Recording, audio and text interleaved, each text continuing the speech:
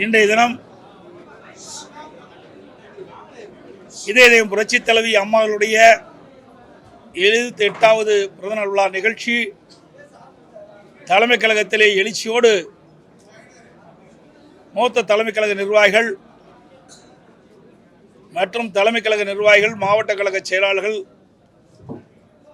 மாண்புமிகு நாடாளுமன்ற உறுப்பினர்கள், மாண்புமிகு சட்டப்பேரவை உறுப்பினர்கள், முன்னாள் நாடாளுமன்ற சட்டமன்ற உறுப்பினர்கள், கழகத்திலே பல்வேறு பொறுப்பில் இருக்கின்ற நிர்வாகிகள், பொதுமக்கள் திரளாக தலைமை கழகத்திலே கூடி எங்களுடைய இதயம் புரட்சி தலைவி அம்மா அவர்களுக்கு மலர் மாலை அணிவித்து மலர் தூவி இன்றைக்கு பிறந்த விழாவை எழுச்சியோடு நாங்கள் கொண்டாடி இருக்கிறோம். இன்றைக்கு நடைபெறுகின்ற சட்டமன்ற பொது தேர்தலை ஒட்டி ஏற்கனவே 2 முறை அனைத்து இந்திய அண்ணா திராவிட முன்னேற்ற கழகத்தின் சார்பாக தேர்தல் அறிவிப்புகள் நாங்கள் வெளியிட்டுள்ளோம். இப்பொழுது அனைத்து இந்திய அண்ணா திராவிட முன்னேற்ற கழகத்தின் சார்பில் 3வது கட்ட தேர்தல் அறிவிப்புகள் வெளியிடுகிறோம். அறிவிப்பு 1. திரு ஸ்டாலின் தலைமையிலான நிர்வாக திறனற்ற விடியா திமுக ஆட்சியில் கடந்த 5 ஆண்டுகளில் அத்தியாவசிய பொருட்களின் விலைவாசி விஷம்போல் ஏறி மக்கள் கடுமையாக பாதிக்கப்பட்டுள்ளனர். அதேபோல் திராவிட முன்னேற்ற கழக ஆட்சி அமைந்த பிறகு சொத்து வரி, வீட்டு வரி, மின் கட்டணம், குடிநீர் வரி போன்ற பல வரிகள் இந்த அரசால் உயர்த்தப்பட்டுள்ளது. இதனால் மக்களின் அன்றாட குடும்ப சுமை பன்மடங்கு அதிகரித்துவிட்டது.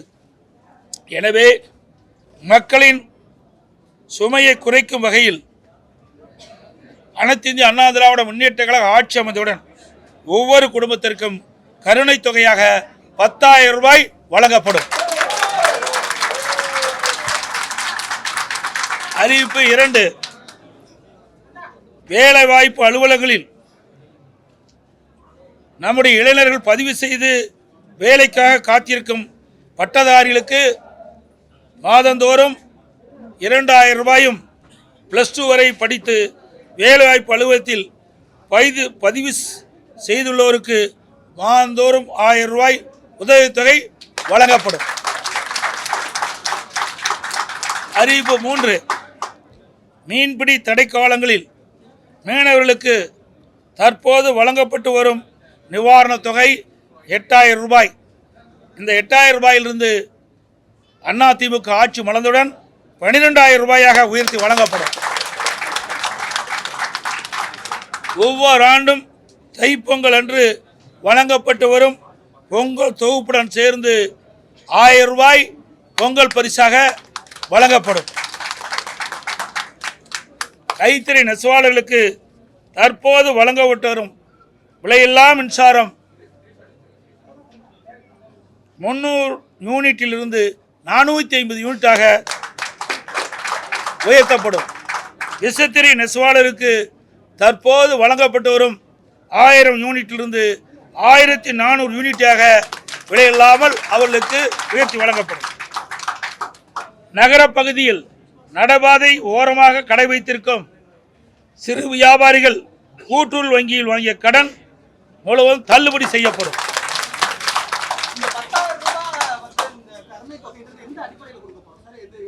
இப்போ சொல்லதே கருணை தானே. எந்த அடிப்படையில்? கருணை அடிப்படையில் தாங்க கொடுக்குறோம். அதுதான் அந்த வாக்கியமே. ஆமாம், அனைத்து குடும்பத்தை தானே போட்டுக்கிறோம். குடும்பத்திற்கு வழங்கப்படும் தான் கொடுத்துருக்குறோம். ஒரு முறை தான் வழங்கப்படும்.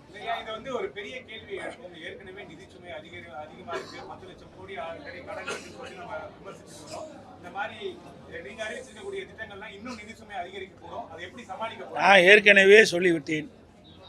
எங்களுடைய அதிமுக அரசு இருக்கின்ற பொழுது திறமையாக செயல்பட்டு கொரோனா காலத்தில் கூட 1 ரூபாய் வரி வருமானம் இல்லாத போதே சிறப்பான ஆட்சி கொடுத்த அரசாங்கம் அதிமுக அரசு. அதனால் வருவாயை பெருக்கி நாங்கள் அறிவிக்கப்பட்ட நலத்திட்ட உதவிகள் முழுமையாக வழங்கப்படும்.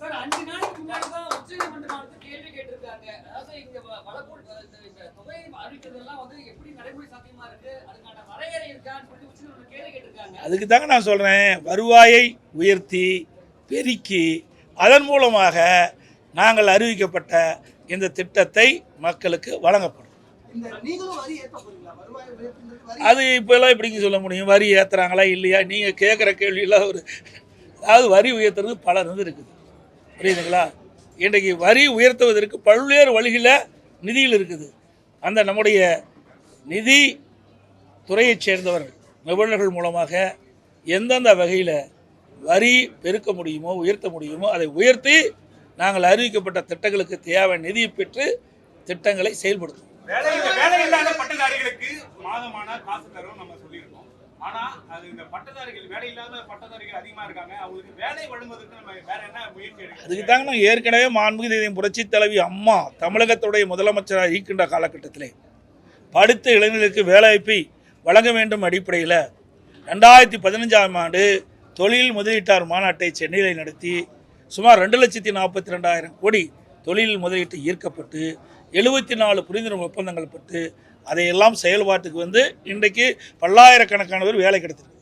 அதே வழியில் மாண்பு அம்மாவுடைய அரசு 2019 ஜனவரி மாதம் சென்னையில் தொழில் முதலீட்டு மாநாட்டை நடத்தி 3,05,000 கோடி தொழில் முதலீட்டு ஈர்க்கப்பட்டு 304 புரிந்துணர்வு ஒப்பந்தங்கள் போடப்பட்டு அதன் மூலமாக தொழிற்சாலைகள்லாம் பயன்பாட்டுக்கு பல்லாயிரக்கணக்கான இளைஞர்களுக்கு வேலைவாய்ப்பு கிடைக்கும். அதே குறிக்கோளோடு அதே வழியில் மாண்பு அம்மாவுடைய அரசு வந்த பிறகு புதிய தொழிற்சாலைகள் தமிழகத்திலே நிறுவப்பட்டு அதுக்கு தேவை நடவடிக்கை எடுக்கப்பட்டு அதன் மூலமாக பல்லாயிரக்கணக்கான இளைஞர்களுக்கு வேலைவாய்ப்பை உருவாக்கி தருவோம்.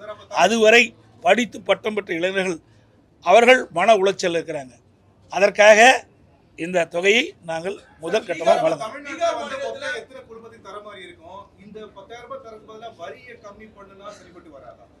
சார், அதாவது முதல்ல ரொம்ப உயிருக்கு போராடிட்டு இருக்காங்க. அவளுக்கு என்ன சொல்லுவோம்? அவளுக்கு அந்த உயிரை காப்பாற்றுவதற்கு இல்லை இது வைப்போம்ல, இல்லை வெண்டிலேட்டர் வைக்கிறோம்ல, இந்த ஆட்சியில் வெண்டிலேட்டர் வைக்கிற அளவுக்கு போயிட்டு இன்றைக்கி மக்கள் அப்படிப்பட்ட துன்பத்தை அனுபவிச்சுட்டு இருக்கிறாங்க. ஆகவே முதல் மக்களை காப்பாற்ற வேண்டும். விலைவாசி அதிகரித்து விட்டது, அதிலிருந்து மக்களை காப்பாற்றும் அந்த அடிப்படையில் தான் இதை நாங்கள் அறிவிச்சிருக்கோம்.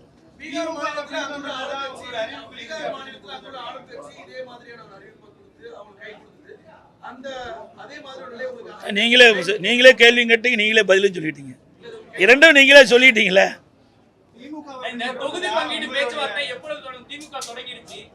அவர்கள் நிறைய கட்சியை நம்பித்தான் அவர்கள் தேர்தலே போட்டிடுறாங்க. அதனால் அவர்கள் முன்கூட்டியே தொடங்கியிருக்காங்க. நாங்கள்லாம் பொறுமையாக தேர்தல் கூட்டணி குறித்து பேச்சுவார்த்தை ஏற்கனவே எங்களை என்னென்ன நிறைவேற்றி விட்டது, பேச்சுவார்த்தை நடத்திட்டோம். ஆனால் எந்தெந்த கட்சிக்கு எவ்வளோ தொகுதின்னு நிர்ணயிக்கல, விரைவாக நாங்கள் பேச்சுவார்த்தையை தொடங்குவோம்.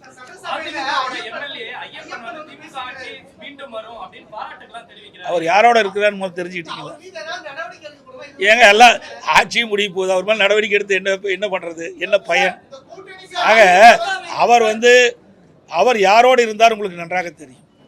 அவர் யாரோடு சேர்ந்திருக்காருன்னு உங்களுக்கு தெரியும், யாருக்கு ஆதரவாக செயல்பட்டுருக்கான்னு தெரியும். இதையெல்லாம் தெரிஞ்சுக்கிட்டு இந்த கேள்வி எங்கள் நடித்த கேட்குறீங்களா?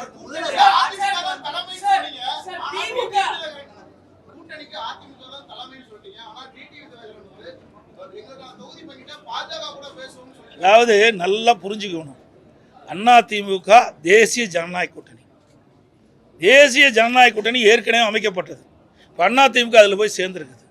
ஏற்கனவே தேசிய ஜனநாயக கூட்டணி இடம்பெற்றிருக்கிற கட்சிகள்லாம் அவர்கள் அதன் மூலமாக நாங்கள் சீட்டுகளை பெறுவோம்னு சொல்லியிருக்கிறாங்க.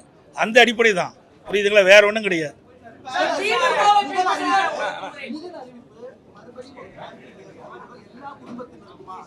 எது சார்? நான் தான் திருப்பி, அதாவது எல்லா குடும்பம், அதை பாரு, குடும்பம் இதிலே தெளிவாக பாருங்க.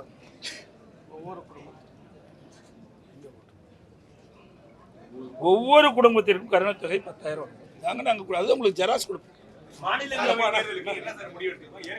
அதெல்லாம் எங்களுடைய ஆட்சி மன்றங்களுக்கு கூடி அதற்கு தகுந்த முடிவு எடுக்கும். மெயின்டைன் பண்றாங்களா ஒரு சீட்? சார் அதான் சொன்னேன், ஆட்சி மன்ற குழு அதை கூடி அதற்குண்டான முடிவு எடுத்து அறிவிக்கப்படும்.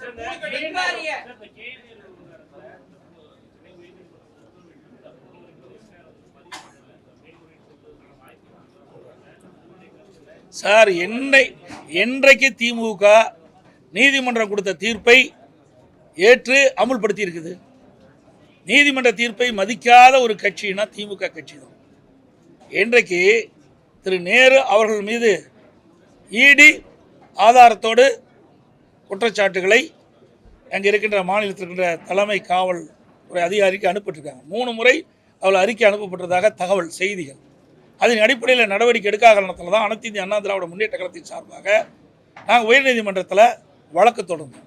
அந்த அடிப்படையில் நீதிமன்றம் விசாரிக்கப்பட்டு இடி தாக்கல் செய்த அந்த அறிக்கையின்படி அதில் என்னென்ன விவரங்கள் இருக்குதோ அதையெல்லாம் உள்ளடக்கித்தான் நீதிமன்றம் ஒரு தீர்ப்பை வழங்கியிருக்கிறது. அந்த தீர்ப்பை மதித்து இந்த அரசு செயல்பட வேண்டும் என்பதுதான் எங்களுடைய கோரிக்கை. செயல்படும் என்று நாம் எதிர்பார்க்கிறோம். ஏனால் இதுவரை திராவிட முன்னேற்ற கழகத்துக்கு எதிராக வந்த எந்த தீர்ப்பையுமே இவர்கள் மதித்ததே கிடையாது.